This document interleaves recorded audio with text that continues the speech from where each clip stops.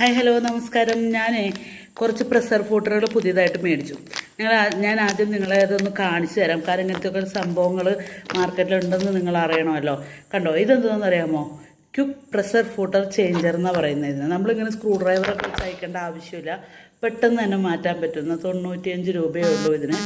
Capital machines എന്ന് പറഞ്ഞ Instagram പേജിൽ നിന്ന് നമുക്കിതൊക്കെ മേടിക്കാൻ കിട്ടും.